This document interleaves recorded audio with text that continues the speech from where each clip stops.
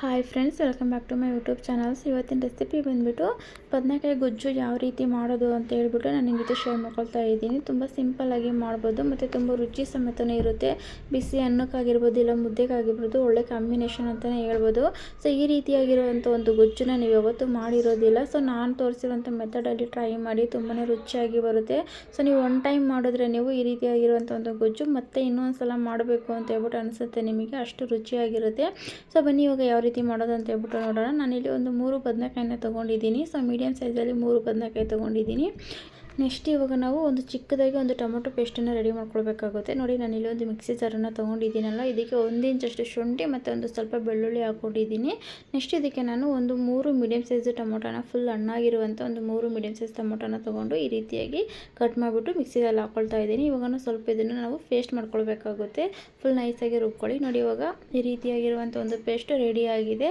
So ಇವಾಗ ನಾವು ಇದನ್ನು ಸೈಡಲ್ಲಿ ಎತ್ತಿಟ್ಕೊಳ್ಳೋಣ. ನೆಕ್ಸ್ಟ್ ಇವಾಗ ನಾವು ಬದನೆಕಾಯಿನ ಕಟ್ ಮಾಡ್ಕೊಳ್ಬೇಕಾಗುತ್ತೆ. ನೋಡಿ, ನಾನು ಈ ಸೈಜಲ್ಲಿ ಕಟ್ ಮಾಡ್ಕೊಂಡಿದ್ದೀನಿ. ಸೊ ನಿಮಗೆ ಯಾವ ಶೇಪ್ ಬೇಕೋ ಆ ಶೇಪಲ್ಲಿ ಕಟ್ ಮಾಡ್ಕೊಳ್ಬೋದು. ಸೊ ನಾನಿಲ್ಲಿ ಸ್ವಲ್ಪ ದೊಡ್ಡದಾಗಿ ಕಟ್ ಮಾಡ್ಕೊಂಡಿದ್ದೀನಿ, ಯಾಕಂದರೆ ಫ್ರೈ ಮಾಡ್ಕೊಳ್ಬೇಕಾದ್ರೆ ಸ್ವಲ್ಪ ಜಾಸ್ತಿನೇ ಸಾಫ್ಟಾಗಿ ಹೋಗುತ್ತಲ್ವ. ಸೊ ಹಂಗಾಗಿ ಸ್ವಲ್ಪ ದೊಡ್ಡದೇ ಇರಲಿ ಅಂತ ಹೇಳ್ಬಿಟ್ಟು ಕಟ್ ಮಾಡ್ಕೊಂಡಿದ್ದೀನಿ. ನೆಕ್ಸ್ಟ್ ಇವಾಗ ನಾನು ಒಂದು ಬಾಣಲಿ ಮಿಕ್ಸಿ ಮಾಡೋಕ್ಕೆ ಇಟ್ಟಿದ್ನಲ್ಲ, ಸೊ ಅದಕ್ಕೆ ನಾನು ಸ್ವಲ್ಪ ಆಯಿಲ್ನ ಹಾಕ್ಕೊಳ್ತಾ ಇದ್ದೀನಿ. ಸ್ವಲ್ಪ ಆಯಿಲ್ ಬಂದುಬಿಟ್ಟು ಸ್ವಲ್ಪ ಜಾಸ್ತಿನೇ ಹಾಕ್ಕೊಳ್ಬೇಕಾಗುತ್ತೆ. ನೆಕ್ಸ್ಟು ಕಟ್ ಮಾಡಿ ಇಟ್ಕೊಂಡಿರೋಂಥ ಬದನೆಕಾಯಿನ ಹಾಕ್ಕೊಬಿಟ್ಟು ಆಯಿಲಲ್ಲಿ ಈ ರೀತಿಯಾಗಿ ಚೆನ್ನಾಗಿ ಫ್ರೈ ಮಾಡ್ಕೊಳ್ಬೇಕು. ಸೊ ಬದನೆಕಾಯಿ ಬಂದುಬಿಟ್ಟು ಕಲರ್ ಚೇಂಜ್ ಆಗಿಬಿಟ್ಟು ಬದನೆಕಾಯಿ ಸಾಫ್ಟ್ ಆಗಬೇಕು. ಸೊ ಅಲ್ಲಿ ತನಕ ನಾವು ಫ್ರೈ ಮಾಡ್ಕೊಳ್ಬೇಕಾಗುತ್ತೆ. ಸೊ ನೋಡಿ, ಈ ರೀತಿಯಾಗಿ ಸ್ವಲ್ಪ ಕಲರ್ ಬಿಡ್ತಾ ಇದೆಯಲ್ವಾ. ಸೊ ಈ ರೀತಿಯಾಗಿ ನಾವು ಫ್ರೈ ಮಾಡ್ಕೊಳ್ಬೇಕು. ಸೊ ಹೈ ಫ್ಲೇಮಲ್ಲೇ ಇಟ್ಕೊಂಡು ನಾವು ಚೆನ್ನಾಗಿ ಫ್ರೈ ಮಾಡ್ಕೋಬೇಕು.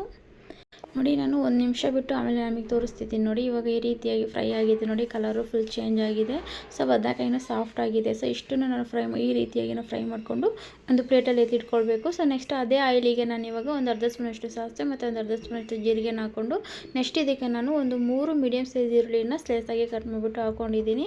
ಸೊ ಈರುಳ್ಳಿ ಬಂದುಬಿಟ್ಟು ನಾವು ಚೆನ್ನಾಗಿ ಫ್ರೈ ಮಾಡ್ಕೊಳ್ಬೇಕಾಗುತ್ತೆ. ಸೊ ನಾವು ಯಾವುದೇ ರೀತಿಯಾಗಿರುವಂಥ ಅಡುಗೆ ಮಾಡಬೇಕಾದ್ರೂ ಸಮೇತ ಸೊ ಈರುಳ್ಳಿನ ಚೆನ್ನಾಗಿ ಫ್ರೈ ಮಾಡ್ಕೋಬೇಕು. ಸೊ ಅವಾಗಲೇ ನಾವು ಮಾಡಿರುವಂಥ ಅಡುಗೆ ಚೆನ್ನಾಗಾಗುತ್ತೆ. ನೋಡಿ, ಈ ರೀತಿಯಾಗಿ ನಾವು ಫ್ರೈ ಮಾಡ್ಕೋಬೇಕು. ನೆಕ್ಸ್ಟ್ ಸ್ವಲ್ಪ ಹಸಿ ಕರಿಬೇವನ್ನು ಹಾಕ್ಕೊಂಡು ನಾವು ಈರುಳ್ಳಿನ ಚೆನ್ನಾಗಿ ಫ್ರೈ ಮಾಡ್ಕೊಳ್ಳೋಣ.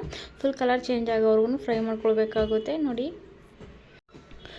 ಇವಾಗ ಕಂಪ್ಲೀಟಾಗಿ ಕಲರ್ ಚೇಂಜ್ ಆಗಿದೆ. ನೋಡಿ, ಇಷ್ಟು ಫ್ರೈ ಮಾಡ್ಕೊಳ್ಬೇಕಾಗುತ್ತೆ. ಇವಾಗ ಈರುಳ್ಳಿ ಚೆನ್ನಾಗಿ ಫ್ರೈ ಆಗಿದೆ. ನೆಕ್ಸ್ಟ್ ಇವಾಗ ನಾವು ರುಬ್ಬಿಟ್ಕೊಂಡಿರುವಂಥ ಪೇಸ್ಟನ್ನು ಹಾಕ್ಕೊಳ್ಬೇಕಾಗುತ್ತೆ. ಸೊ ನಾವು ಟೊಮೊಟೊ ಮತ್ತು ಶುಂಠಿ ಬೆಳ್ಳುಳ್ಳಿ ಏನು ರುಬ್ಬಿಟ್ಕೊಂಡಿದ್ವಲ್ಲ, ಸೊ ಆ ಪೇಸ್ಟನ್ನು ಹಾಕೋಬಿಟ್ಟು ಈ ರೀತಿಯಾಗಿ ಚೆನ್ನಾಗಿ ಮಿಕ್ಸ್ ಮಾಡ್ಕೊಳ್ಬೇಕು. ಸೊ ಟೊಮೊಟೊದಲ್ಲಿರುವಂಥ ಹಸಿ ಸ್ಮೆಲ್ಲೆಲ್ಲ ಹೋಗೋವರೆಗೂ ನಾವು ಈ ರೀತಿಯಾಗಿ ಸ್ವಲ್ಪ ಮಿಕ್ಸ್ ಮಾಡಿಕೊಂಡು ಈ ರೀತಿಯಾಗಿ ಫ್ರೈ ಮಾಡ್ಕೊಳ್ಬೇಕಾಗುತ್ತೆ. ನೋಡಿ, ಇವಾಗ ಹಸಿ ಸ್ಮೆಲ್ಲೆಲ್ಲ ಹೋಗಿದೆ. ಸೊ ಈ ರೀತಿಯಾಗಿ ಫ್ರೈ ಮಾಡ್ಕೋಬೇಕು. ಸೊ ನೆಕ್ಸ್ಟ್ ಇವಾಗ ನಾನು 1 ಸ್ಪೂನಷ್ಟು ಖಾರದ ಪುಡಿನ ಹಾಕ್ಕೊಳ್ತಾ ಇದ್ದೀನಿ. ಸೊ ನಿಮಗೆ ಖಾರ ಎಷ್ಟು ಬೇಕೋ ಅಷ್ಟು ನೋಡಿಬಿಟ್ಟು ಹಾಕ್ಕೊಳ್ಳಿ. ನೆಕ್ಸ್ಟ್ ಇದಕ್ಕೆ ನಾನು 1 ಸ್ಪೂನಷ್ಟು ಧನಿಯಾ ಪುಡಿನ ಹಾಕ್ಕೊಳ್ತಾ ಇದ್ದೀನಿ. ಸೊ ಧನಿಯಾ ಪುಡಿನಾದರೂ ಹಾಕ್ಕೊಳ್ಬೋದು, ಇಲ್ಲ ಸಾಂಬಾರು ಪುಡಿನಾದರೂ ಹಾಕ್ಕೊಳ್ಬೋದು. ನೆಕ್ಸ್ಟ್ ಒಂದು ಅರ್ಧ ಸ್ಪೂನಷ್ಟು ಅರಿಶಿನ ಹಾಕ್ಕೊಬಿಟ್ಟು ಈ ರೀತಿಯಾಗಿ ಚೆನ್ನಾಗಿ ಮಿಕ್ಸ್ ಮಾಡ್ಕೊಳ್ಬೇಕು. ಸೊ ನಾವು ಮಸಾಲೆ ಹಾಕ್ಕೊಳ್ಬೇಕಾದ್ರೆ ಲೋ ಫ್ಲೇಮಲ್ಲಿ ಇಟ್ಕೊಂಡು ಹಾಕ್ಕೊಂಡು ಮಸಾಲೆನ ಮಿಕ್ಸ್ ಮಾಡ್ಕೊಳ್ಬೇಕಾಗುತ್ತೆ. ಸೊ ಹೈ ಫ್ಲೇಮಲ್ಲಿ ಇಟ್ಕೊಂಡ್ರೆ ಸೀದೋಗುತ್ತೆ. ಸೊ ಹಂಗಾಗ್ಬಿಟ್ಟು ನೆಕ್ಸ್ಟ್ ಇದಕ್ಕೆ ನಾನು ಒಂದು 4 ಸ್ಪೂನಷ್ಟು ನಾನಿಲ್ಲಿ ಮೊಸರನ್ನ ಹಾಕ್ಕೊಳ್ತಾ ಇದ್ದೀನಿ. ಸೊ ಒಂದ್ಸಲ ಈ ರೀತಿಯಾಗಿ ಚೆನ್ನಾಗಿ ಮಿಕ್ಸ್ ಮಾಡ್ಕೊಳ್ಳಿ. ನೆಕ್ಸ್ಟ್ ಇದಕ್ಕೆ ನಾನು ಯಾವ ಜಾರಲ್ಲಿ ನಾನು ಸ್ವಲ್ಪ ಪೇಸ್ಟ್ ಮಾಡ್ಕೊಂಡಿದ್ನಲ್ವ, ಸೊ ಅದೇ ಜಾರಿಗೆ ನಾನು ಸ್ವಲ್ಪ ನೀರನ್ನು ಹಾಕ್ಕೊಳ್ತಾ ಇದ್ದೀನಿ. ಸೊ ಸ್ವಲ್ಪ ನೀರನ್ನು ಹಾಕ್ಕೊಳ್ಳಿ. ಸೊ ಜಾಸ್ತಿ ನೀರು ಹಾಕ್ಕೊಳಕ್ಕೆ ಹೋಗ್ಬಿಡಿ. ಸೊ ನೀರನ್ನು ನೋಡಿಬಿಟ್ಟು ಹಾಕ್ಕೊಳ್ಳಿ. ಇವಾಗ ನೀರು ಹಾಕ್ಕೊಬಿಟ್ಟು ಈ ರೀತಿಯಾಗಿ ಚೆನ್ನಾಗಿ ಒಂದ್ಸಲ ಮಿಕ್ಸ್ ಮಾಡ್ಕೊಳ್ಬೇಕು. ನೋಡ್ತಾ ಇದ್ದೀರಲ್ಲ, ಈ ರೀತಿಯಾಗಿ ಮಿಕ್ಸ್ ಮಾಡ್ಕೊಳ್ಬೇಕು. ನಾವು ಬದನೆಕಾಯಿ ಗೊಜ್ಜು ಮಾಡೋದ್ರಿಂದ ಸ್ವಲ್ಪ ಗಟ್ಟಿನೇ ಇರಬೇಕು ಗ್ರೇವಿ. ಸೊ ಹಂಗಾಗ್ಬಿಟ್ಟು ಸ್ವಲ್ಪ ಗಟ್ಟಿಯಾಗಿಯೇ ಮಾಡ್ಕೊಳ್ಳಿ. ಜಾಸ್ತಿ ನೀರು ಥರ ಇದ್ದರೆ ಚೆನ್ನಾಗಿರೋದಿಲ್ಲ. ಸೊ ನೀರನ್ನು ನೋಡಿಬಿಟ್ಟು ಹಾಕ್ಕೊಳ್ಬೇಕಾಗುತ್ತೆ. ನೆಕ್ಸ್ಟ್ ಇವಾಗ ನಾನು ಇದಕ್ಕೆ ಬದನೆಕಾಯಿ ಫ್ರೈ ಮಾಡಿಟ್ಕೊಂಡಿರುವಂಥ ಬದನೆಕಾಯಿನ ಹಾಕ್ಕೊಬಿಟ್ಟು ಒಂದ್ಸಲ ಈ ರೀತಿಯಾಗಿ ಚೆನ್ನಾಗಿ ಮಿಕ್ಸ್ ಮಾಡ್ಕೊಳ್ಳಿ. ಸೊ ಈ ರೀತಿಯಾಗಿ ಮಿಕ್ಸ್ ಮಾಡ್ಕೊಬಿಟ್ಟು ನೆಕ್ಸ್ಟ್ ಇದಕ್ಕೆ ನಾವು ಇವಾಗ ರುಚಿಗೆ ತಕ್ಕಷ್ಟು ಉಪ್ಪನ್ನು ಹಾಕ್ಕೊಳ್ಬೇಕಾಗುತ್ತೆ. ನೀವು ಅಷ್ಟೇ ರುಚಿ ನೋಡಿಕೊಂಡು ಉಪ್ಪನ್ನು ಹಾಕ್ಕೊಳ್ಳಿ. ತುಂಬ ಸಿಂಪಲ್ಲಾಗಿ ಮಾಡುವಂಥ ರೆಸಿಪಿ ಅಂತಲೇ ಹೇಳ್ಬೋದು. ಸೊ ನೀವು ಈ ರೀತಿಯಾಗಿರುವಂಥ ಒಂದು ಬದನೆಕಾಯಿ ಗೊಜ್ಜು ನೀವು ಯಾವತ್ತೂ ಮಾಡಿರೋದಿಲ್ಲ. ಸೊ ಒಂದ್ಸಲ ಟ್ರೈ ಮಾಡಿ, ತುಂಬಾ ರುಚಿಯಾಗಿರುತ್ತೆ. ಸೊ ನೋಡಿ, ಇಷ್ಟೇ ತುಂಬ ಸಿಂಪಲ್ಲಾಗಿ ಮಾಡ್ಬೋದು. ನೆಕ್ಸ್ಟ್ ಇವಾಗ ನಾವು ಇದನ್ನು ಒಂದು 5ರಿಂದ ಇಲ್ಲ ಒಂದು 10 ನಿಮಿಷ ನಾವು ಕುದಿಸ್ಕೊಳ್ಬೇಕಾಗುತ್ತೆ. 5 ನಿಮಿಷ ಇಲ್ಲ 10 ನಿಮಿಷ ಅಷ್ಟೇ ಸಾಕು.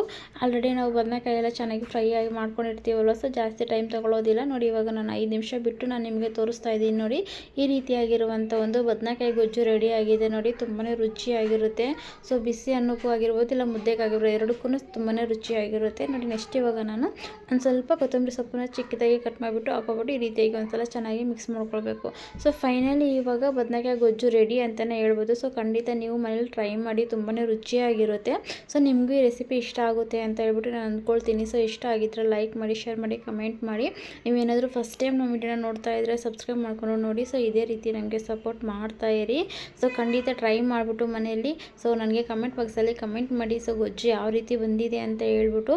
ಸೊ ನಿಮ್ಗೆ ಈ ವಿಡಿಯೋ ಇಷ್ಟ ಆಗಿದೆ ಅಂತ ಅಂದ್ಕೊಳ್ತೀನಿ. ಸೊ ಇಷ್ಟ ಆದರೆ ಲೈಕ್ ಮಾಡೋದನ್ನು ಮರಿಬೇಡಿ. ತುಂಬ ಜನ ವೀಡಿಯೋಸ್ ನೋಡ್ತಾ ಇದ್ದೀರಾ ಬಟ್ ಲೈಕ್ ಕೊಡ್ತಾ ಇಲ್ಲ. ಸೊ ಖಂಡಿತ ಲೈಕ್ ಮಾಡಿ. ಓಕೆ ಬಾಯ್ ಫ್ರೆಂಡ್ಸ್, ನೆಕ್ಸ್ಟ್ ವಿಡಿಯೋದಲ್ಲಿ ಸಿಗ್ತೀನಿ.